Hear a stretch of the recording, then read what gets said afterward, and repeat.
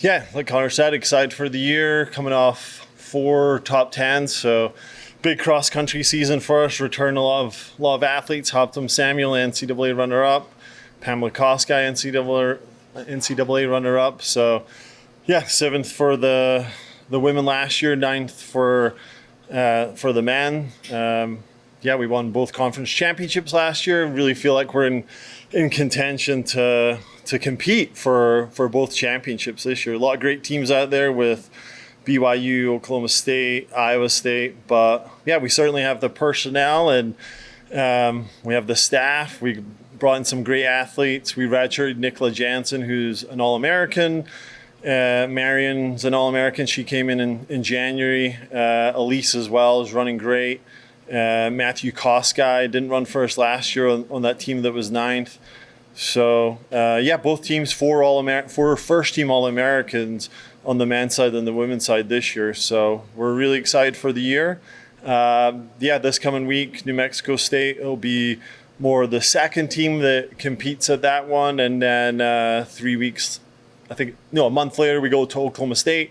We'll compete against some great teams there. BYU women national champions are going to be there. And then 3 weeks after that is Wisconsin, where we're going to see probably 20, 25 of the top teams in the country. And then we go into the postseason, conference, regionals, nationals. But yeah, very excited. Our first couple of weeks of practice have gone great. Good one today, and really hungry, excited for year 3 for me as the head cross country coach. So really feel like we've got everything in place with knowing how to train here and the personnel, and we've added the right pieces over the last couple of years. We've gone, men have gone from 19th in the country to 9th in the country. So hopefully this year make that next jump to the top 4. Same with the women. 7th last year. If we can make another little hop with a stronger group and return in some studs, that'd be huge. But really excited about all our sports this fall, and excited about our new coaches with Coach Heck here going to Michigan this weekend, and so really excited for all our programs. So both the men and women actually are in the top 4. Connor just showed me the poll. Men are at 2, women at 4. So can you just talk about the expectation of going into a year where the expectation is you guys are going to compete for a national championship? How do you approach going into a season when the expectations are that high going in? Yeah, that's a good one. We haven't talked about it too much, about competing for a national championship. We certainly, we're just trying to do everything we can on an individual basis to make everyone better, and trying to periodize things a little bit more for the postseason, for more towards nationals than some of the earlier season meets. So we've structured our training towards postseason, conference, regionals, nationals for our group. And then, we have Pamela, who is going to be running in Tokyo World Championships. So it's slightly different for her, in that we've got to run there, recover, and then get ready for the cross-country season. But yeah, periodization is important, and peaking at the right time is really important as well. So I know you were super excited about your recruiting class for this year. Can you just talk about kind of how quickly you want to get those guys ramped up and fully competing for y'all?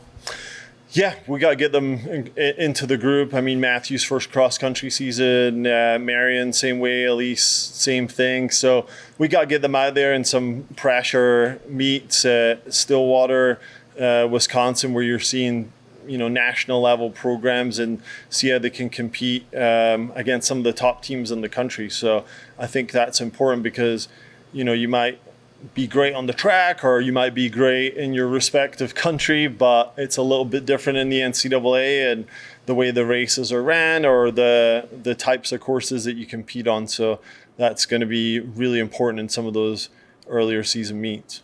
So, coming into the year, ranked number 1 in the mountain region, I'm sure you take a lot of pride in that. But, how much do you kind of look at that? Because I feel like that would be, more so based off of last year's success as opposed to what you might do in the future. Yeah, I mean, just returning so many people and returning Hoptom is big. And BYU won a national championship last year, and we've hopped them on the regional level. So yeah, that's huge for our program. Rankings are great. It really helps us recruiting, and it solidifies what we've built. And the expectations on the program this season are, I think, in the first couple of years, it was like, hey, can we get into the top 15? Can we get into the top 10? I think now as the coach, hey, we got the athletes, we've done a great job of retention. So this year is realistically an opportunity where top 4 in cross country are on the podium.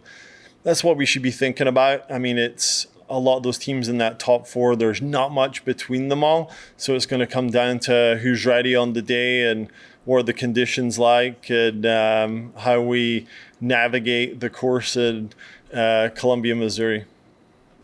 Now that it's been a couple months since track's national championship, I'm curious how the summer treated this program with a high-profile finish in both men's and women doing what they did in track. Obviously, this is cross-country, but how did the program how was this summer for the program based on what happened in Oregon?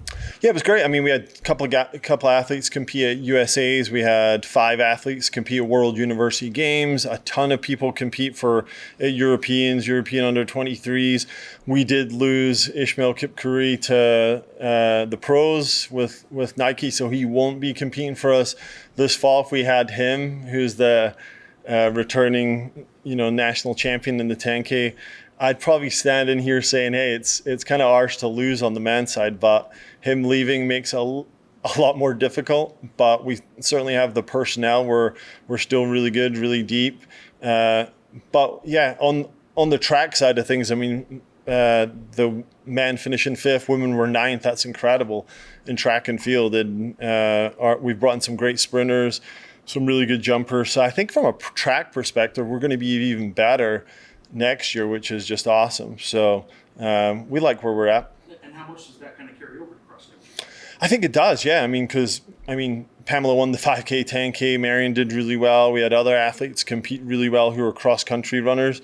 So that should carry over to where you'll see the difference for us during the cross country season. Same for the men as well. We had some men doing incredible things, ranked really highly in the region, in the nation. So yeah, we should see that continued development. I think it's the same in a lot of sports. If you're developing and you're retaining people, then they're going to continue to get better. And track, a lot of our athletes did well in cross country, improved indoor, improved even more outdoor. And then if they keep doing the same thing in the fall for cross, we're going to be in a good spot. And the NIL question, kind of year 3 now with NIL, full year 3 anyway. I know it's 4 years technically, but you guys did lose an athlete, like you just mentioned, to turning pro. How does a program that isn't basketball, isn't football, approaching NIL? Are you as coaches able to navigate individual kind of deals for players when the schools aren't, I know UNM's not hitting their $20 million cap, and I don't imagine a whole lot of the money they are giving is going to anything but football and basketball. So how do you navigate some of your athletes that are at the level in this sport of getting some NIL money? No, that's a great question. I think a lot of program, that's one good thing with track and field, cross country. It's a bit more of a level playing field because there's not millions and millions into cross country and track. So for us, I think we do a phenomenal job of, Hoptom Samuel's got an NIL deal. Pamela's has a ton of offers. Marion just signed with On. So we do a good job of communicating with NIL agents and putting our athletes in positions at international races and other high-level meets where Nike, On, Adidas, other brands are able to see how good they are and see, hey, if I invest in this athlete, they can go on and be the next Josh Kerr world champion with Brooks. So yeah, I think we do a really good job of that. And there's definitely some brands who just contacted me directly of like, hey, who's in your program, who's coming through.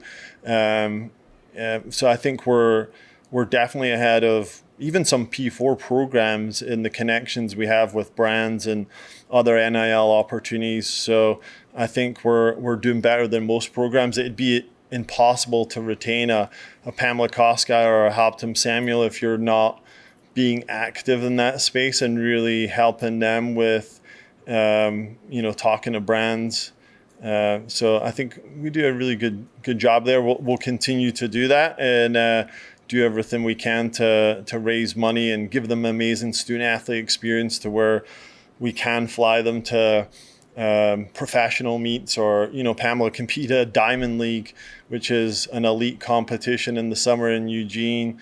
So we do a lot of unique things for our student athletes, and it definitely allows us to retain them and bring in I think some other athletes see that and like, hey, I can compete for New Mexico, I can run at this meet and that meet, I can still make Olympics or World Championships. It's at altitude. Why did I not go to New Mexico? So I think we're doing really well in that area. My assistant coaches are tireless recruiters, and we're looking at all different kinds of ways to get athletes who have competed on a world and Olympic stage into New Mexico, like you're seeing in basketball now as well. I mean, I was just looking the other day, UConn picked up, a couple of guys that were in, I think it was the Turkish league or Serbian league. So you've got to be creative in this environment. We're not going to shy away from that. We're just trying to get the absolute best athletes we can, make sure they're eligible, and get them representing University of New Mexico and have us in the mix to contend for national championships. That's always going to be the goal. Do you feel like you can still contend for a national championship with, Ishmael out the door now? I do. I just, the group that we had last year, we returned everybody, and then you drop in Matthew Koskei, who was an All-American in the steeplechase, and then Iker Sanchez was a little hurt last year. He's developed to one of the best guys in the region. So I think we can. It's just going to be a lot more difficult if we can develop, Collins is an All-American, Evans is a two-time cross-country All-American. Hobtom's going to be kind of first or second. So that's a really low point for us there. So I think it's definitely harder, but we're definitely going to be in contention to win. I think there's probably, when you look at a lot of the polls and talk to coaches, I think it's probably us, Oklahoma State, Iowa State. You can never kind of BYU, and there'll be some other programs that come through, but those three for sure are really, really good. Oregon have developed really well. But a lot of the other teams that were in front of us last year graduated a lot of people, and we returned everybody and added Matthew, and other people have got better on our team, which is good. Cool.